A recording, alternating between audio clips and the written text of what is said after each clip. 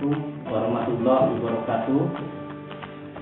Dengan ini saya RPJ Iskandar sebagai Kepala Rubatan kelas 1 Kendari ingin memaparkan paparan 6 area perubahan menuju wilayah bebas korupsi dan wilayah birokrasi bersih melayani.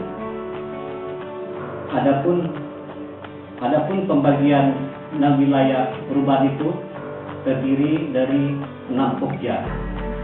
Pokja 1 yaitu tentang manajemen perubahan, di mana manajemen perubahan pada pokja 1 ini kami akan menjabarkan tentang tujuan dan target daripada pokja 1. Tujuan pokja 1 mengubah secara sistem dan konsisten mekanisme kerja, pola pikir atau mindset, serta budaya kerja individu pada unit kerja yang akan dibangun menjadi lebih baik sesuai dengan tujuan dan sasaran pembangunan zona integritas. Targetnya yaitu 1. Meningkatkan komitmen seluruh jajaran pimpinan dan pegawai unit kerja dalam membangun zona integritas menuju WPK dan WPBN. Kedua, terjadinya pola pikir dan budaya kerja pada unit kerja yang diusulkan sebagai zona integritas menuju WPK dan WPBN. 3. Menurunnya risiko kegagalan yang disebabkan kemungkinan timbulnya resistensi terhadap perubahan. Atas dasar tersebut, maka terdapat beberapa indikator yang akan dilakukan atau kami menerapkan dalam manajemen perubahan untuk mendukung tercapainya pembangunan zona integritas menuju WPK dan WPBN pada rumah penciptaan benda sitaan negara kelas 1 Kendari, yaitu sebagai berikut. 1. Penyusunan tim kerja. Rapat persiapan pembentukan tim kerja, penentuan anggota tim, dan pengesahan tim kerja. 2. Membuat dokumen rencana pembangunan zona integritas. 3. Pemantauan dan evaluasi pembangunan zona integritas. 4. Perubahan pola pikir dan budaya kerja. Pokja 2. Penataan tata laksana. Upaya yang dilakukan Rubatan kelas 1 Kendari menuju wilayah bebas dari korupsi dan wilayah birokrasi bersih dan melayani yaitu terdiri dari 1. Penetapan standar operasional tetap atau SOP, yaitu dengan membuat SK Kepala Rubatan kelas 1 Kendari tentang penetapan standar operasional prosedur. Kedua, pembuatan SOP yang merujuk pada SOP pusat. Ketiga, sosialisasi SOP kepada pegawai yang sesuai dengan tupoksinya. Keempat, SOP yang telah ditetapkan akan dievaluasi setiap 3 bulan sekali.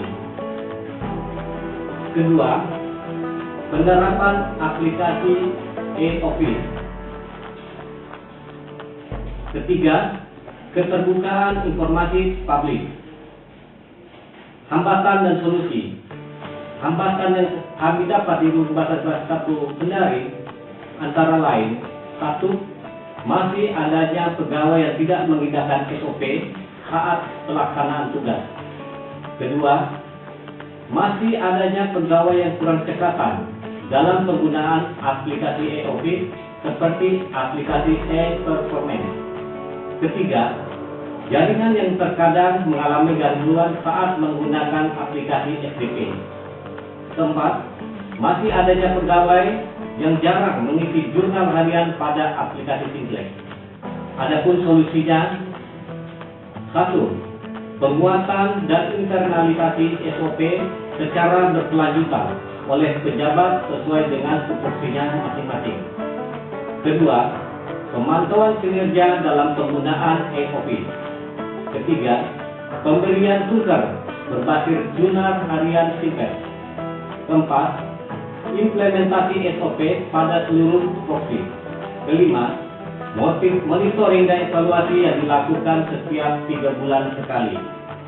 Pokja 3, yaitu penataan sistem manajemen SDM. Di sini kami akan menjabarkan tujuan daripada sistem penataan manajemen SDM, pelaksanaan penataan sistem manajemen SDM pada rubasan kelas 1 Kendari, serta sistem informasi kepegawaian. Tujuan daripada penataan sistem manajemen SDM yaitu meningkatkan profesionalisme SDM, aparatur yang didukung sistem rekrutmen dan promosi, serta pengembangan kualitas aparatur yang berbasis kompetensi dan transparan. Pelaksanaan penataan sistem manajemen SDM pada rubasan kelas 1 Kendari. 1. Perencanaan kebutuhan pegawai sesuai dengan kebutuhan organisasi dengan membuat peta jabatan dan analisis beban kerja serta mengusulkan kebutuhan pegawai berdasarkan pemetaan jabatan dan analisis beban. 2. Pola mutasi internal. 3. Pengembangan pegawai berbasis kompetensi seperti melalui metode e-learning. 4. Penetapan kinerja individu seperti membuat SKP, dilakukan penilaian kinerja dan pemberian reward kepada pegawai yang berprestasi. 5. Penegakan aturan disiplin, kode etik, kode perilaku pegawai seperti melaksanakan apel pagi dan sore, pemeriksaan kehadiran, dan penegakan hukuman disiplin. Adapun sistem informasi kepegawaian. 1. Terlaksananya pengusulan kenaikan pangkat bagi pegawai di lingkungan rubasan kelas 1 Kendari. 2. Membuat laporan hasil pemutahiran data pegawai melalui aplikasi Simpak. 3. Terlaksananya pengisian jurnal harian setiap hari melalui sasaran kerja pegawai. 4. Penguatan akuntabilitas yang terdiri salah satunya tujuannya adalah meningkatkan kapasitas dan akuntabilitas kinerja satuan kerja. Targetnya 1. Meningkatkan kinerja instansi pemerintah. 2. Meningkatkan akuntabilitas instansi pemerintah. Adapun proses kegiatannya yang terdiri antara lain 1. Adanya keterlibatan pimpinan. Pimpinan terlibat secara langsung pada saat penyusunan perencanaan, penetapan, dan pemantauan pencapaian kinerja. Proses kegiatan berikutnya, pengelolaan akuntabilitas kinerja, yaitu terdapatnya dokumen perencanaan Renstra dan Renja, menetapkan IKU dan IKU tambahan, mengikut sertakan pegawai dalam Diktek, Diklat, sosialisasi, atau penyusunan LKJ, menempatkan pegawai yang memiliki kompetensi pada bidang pengelolaan akuntabilitas dan telah memiliki sertifikat atau piagam penyusunan LKJ. Yang 5. Penguatan pengawasan. Tujuannya yaitu untuk meningkatkan penyelenggaraan organisasi rubasan kelas 1 Kendari yang bersih dan bebas dari korupsi. Targetnya 1. Meningkatkan kepatuhan terhadap pengelolaan keuangan negara. 2. Meningkatnya efektivitas pengelolaan keuangan negara. 3. Menurunnya tingkat penyalahgunaan wewenang. Penguatan pengawasan terdiri dari 1. Pengendalian gratifikasi. 2. Penerapan SPIP. 3. Pengaduan masyarakat. 4. Whistleblowing system. 5. Penanganan benturan kepentingan. Peningkatan kualitas pelayanan publik yang bertujuan untuk meningkatkan kualitas dan inovasi pelayanan publik pada masing-masing instansi pemerintah secara berskala sesuai kebutuhan dan harapan masyarakat. Targetnya 1. Meningkatnya kualitas pelayanan publik. 2. Meningkatnya jumlah unit pelayanan yang memperoleh standarisasi pelayanan internasional pada instansi pemerintah. 3. Meningkatnya indeks kepuasan masyarakat terhadap penyelenggaraan pelayanan publik.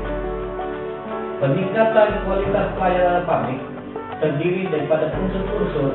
1.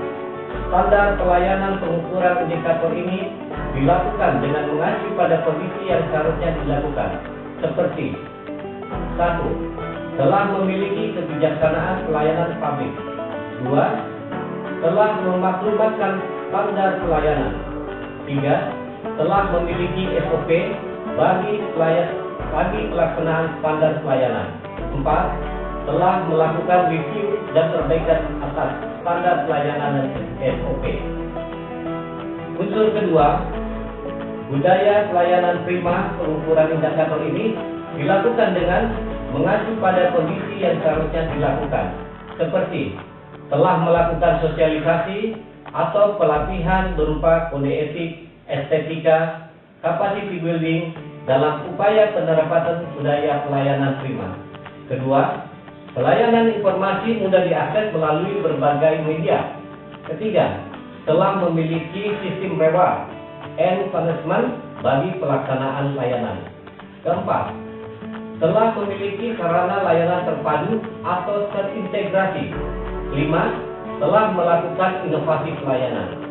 Adapun unsur ketiga daripada kualitas pelayanan publik, yaitu penilaian kepuasan terhadap pelayanan pengukuran indikator ini dilakukan dengan mengacu pada kondisi yang seharusnya dilakukan, seperti 1. Melakukan survei kepuasan masyarakat terhadap pelayanan.